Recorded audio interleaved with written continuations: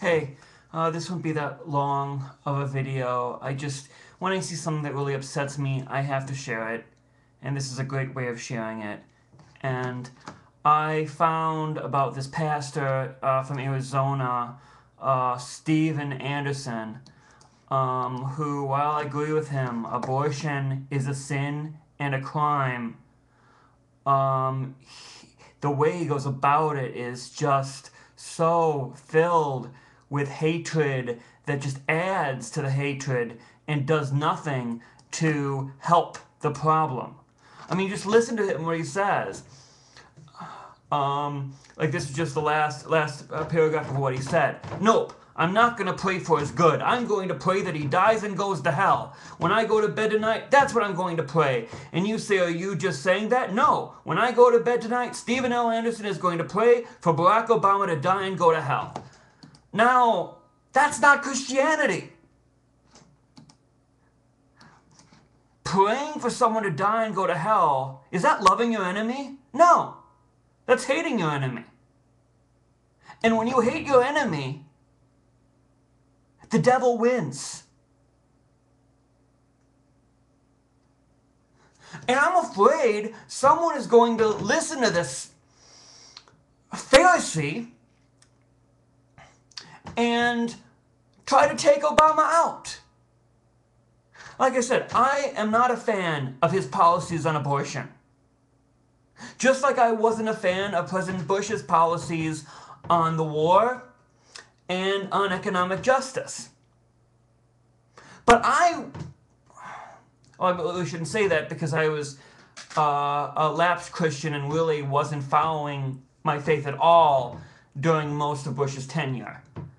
So I couldn't say that, but I mean, even now, I don't pray for who I think are enemies of the faith, enemies of righteousness. I don't pray for their death. I pray for their conversion.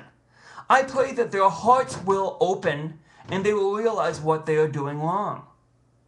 But to pray for their deaths, you're no better than the Inquisition. You're no better than the Crusades. You're no better than the devil.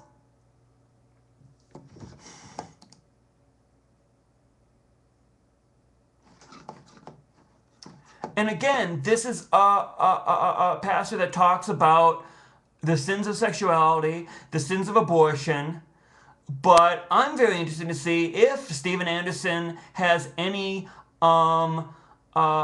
sermons on poverty, on the on like a church being comfortable and looking the other way on those sins, the sins of greed and the sins of pride. Also, he demands that gays and lesbians should get the death penalty. Now, I know what Leviticus says, but I also know what Jesus said. Let he who is without sin throw the first stone. Now, is he saying that he is without sin? Is he saying that he is without greed? Is he saying that he is without lust, heterosexual lust? Is he saying that he is like Jesus, that he is totally without sin? Because I don't think anyone is totally without sin. I mean, we have our sins forgiven because of faith, and we get sanctified in him, and we grow in him to become better people, to become better servants of the kingdom. And then, would he think that Senator Ensign or Governor Sanford should be put to death? Because Leviticus also says those who commit adultery should be put to death too.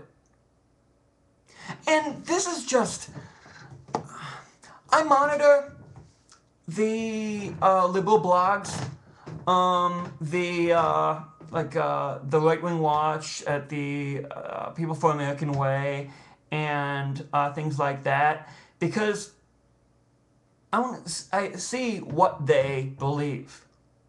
And they believe Christianity, and people like Rev Anderson give them what they want.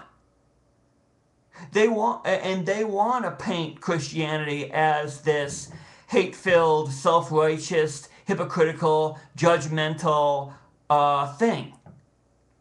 And people like him make it so much easy for them to lure people away from the Lord. And I mean, that's why I'm not saying, like, I don't know Pastor Anderson. I mean, and while he might say Obama is of the devil, I don't feel comfortable saying Reverend Anderson is of the devil. I don't believe he's acting in his testimonies of Christ, but I can't say it's of the devil. And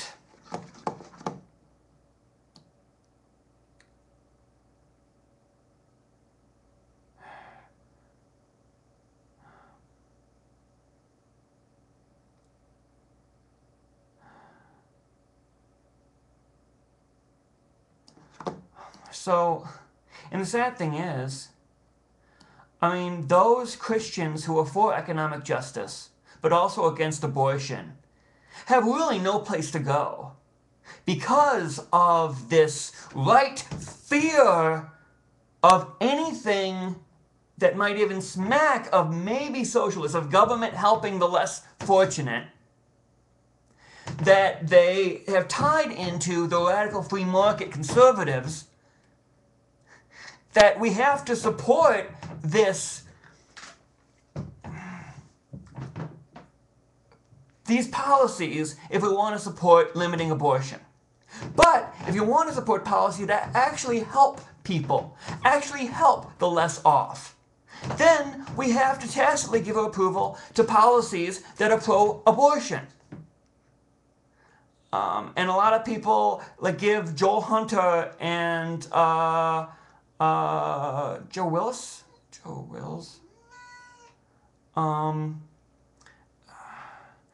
flack for doing that. But if conservatives would actually show that they care about the poor, then it wouldn't be. But it just, the devil has us locked in this death match where we're damned either way we go. And you can tell them by their fruits. You can tell the false prophets by their fruits. And this reverend's fruits is hatred, is division, doesn't add anything to help this broken nation, this broken America, this broken society. All it does is condemn. It doesn't lift up. Jesus didn't come to condemn, he came to save us. But these type of Christians, they don't save. They condemn, but they don't save. And I'm going to pray that he dies and goes to hell. That goes totally against Scripture. And I'm going to pray for him, but I'm going to pray that he leads Matthew 5-7, that he leads Matthew, Luke, Mark, that he leads the prophets, that he leads the Bible and reads that it is about love. The infidelity is not just about sexual infidelity. It's infidelity of when we put values over self over the rest of society. So I'm going to pray for him, but I'm going to pray that God opens his heart. And I'm thinking, I don't know if I want to keep going on these sites, keep checking, because it hurts my heart that secular liberals are using the far religious right to push their agenda. It breaks my heart. But I think I will, because I have to. I have to show that they are doing wrong, that they are helping the enemy. They are giving aid and comfort to the enemy, to secularism, to lack of faith, by not showing faith and love. God bless you.